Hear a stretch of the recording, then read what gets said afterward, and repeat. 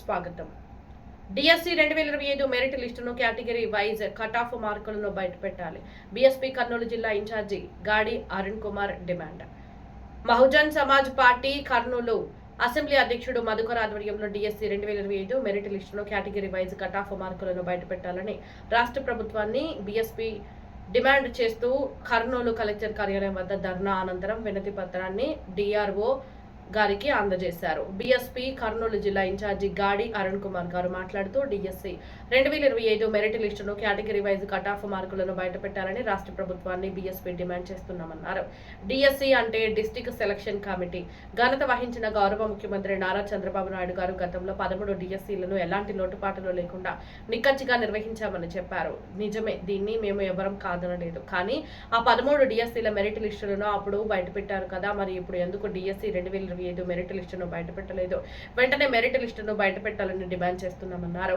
ఈ కార్యక్రమంలో కర్నూలు జిల్లా ఇన్ఛార్జీలు వనమన్న, గాడి అరుణ్ కుమార్, జిల్లా అధ్యక్షులు సామేలు, అధ్యక్షులు బోయా రవికుమార్, కార్యదర్శి సుంకన్న, కర్నూలు అసెంబ్లీ అధ్యక్షుడు మధుకర్, ఎమ్మిగనూరు అధ్యక్షులు బంగారప్ప, బీఎస్ఎఫ్ కన్వీనర్ హనుమన్న, కోశాధికారులు సలీం భాషా, సల్మాన్, కర్ణ, మధు, రఫీక్, విజయ్, పరమేశ్ తదితరులు కార్యకర్తలు పాల్గొన్నారు.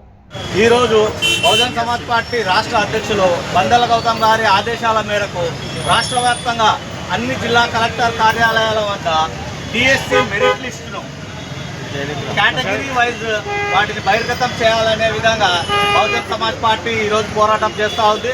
మిత్రులారా, చూస్తే గత 13 డిఎస్సీలు నిర్వహించిన డిఎస్సీల మెరిట్ లిస్టు బహిర్గతం చేయడం జరిగింది. కాకపోతే ఈసారి వచ్చినటువంటి డిఎస్సీని ఈ నియామకాలలో అనేక అవకతవకాలు ఉన్నాయి. ఈ బీసీ మైనార్టీ పిల్లలు ఉద్యోగాలు రావాల్సినటువంటి వారు తగినటువంటి మార్కులు ఉన్నా, అర్హత ఉన్నా కూడా వారు ఉద్యోగాలు రాకుండా కోల్పోవడం జరిగింది. ఏవైతే అవకతవకలు జరిగినాయో వాటిని బహిర్గతం కావాలంటే ఈ మెరిట్ లిస్ట్ని ప్రభుత్వం చిత్తశుద్ధితో బయట పెట్టాల్సిన అవసరం ఉంది.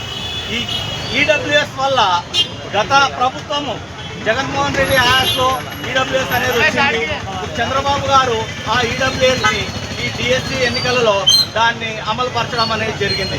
దానివల్ల చూస్తే ఈ బహుజన వర్గాలకి మార్కులు అధికంగా వచ్చినా కూడా తక్కువ మార్కులు వచ్చినటువంటి ఈడబ్ల్యూఎస్ వారికి అనేక సీట్లు కేటాయించడం వల్ల అనేక అవకతవకలు జరిగినాయి. కాబట్టి ప్రభుత్వం వెంటనే స్పందించి ఎవరైతే ఉద్యోగాలు కోల్పోయినారో వారికి తగిన న్యాయం చేసే విధంగా ఈ మెరిట్ లిస్ట్ను కేటగిరీ వైజ్ బయట పెట్టాలని మేము కోరుకుంటూ, అదే తమిళనాడులో చూస్తే విజయ్ గారి ప్రభుత్వము ఈ ఈడబ్ల్యూఎస్ సిస్టాన్ని పక్కన పెట్టడం జరిగింది.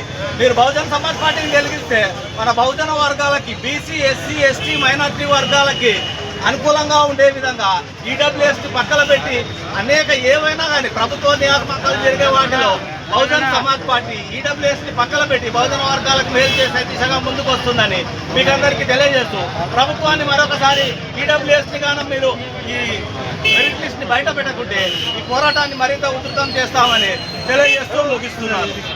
నా పేరు గాడి అరుణ్ కుమార్, బహుజన్ సమాజ్ పార్టీ కర్నూలు జిల్లా ఇన్ఛార్జ్. ఈరోజు బహుజన్ సమాజ్ పార్టీ రాష్ట్ర అధ్యక్షులు బందల గౌతమ్ గారి ఆదేశాల మేరకు రాష్ట్ర వ్యాప్తంగా అన్ని కలెక్టర్ కార్యాలయం వద్ద డిఎస్సి మెరిట్ లిస్ట్ను కేటగిరీ వైజ్ బహిర్గతం చేయాలని మేము ప్రభుత్వాన్ని డిమాండ్ చేయడం జరుగుతూ ఉంది. చూస్తే గత నిర్వహించినటువంటి 13 డిఎస్సీల మెరిట్ లిస్టులను ప్రభుత్వం బయట పెడుతూ వచ్చింది.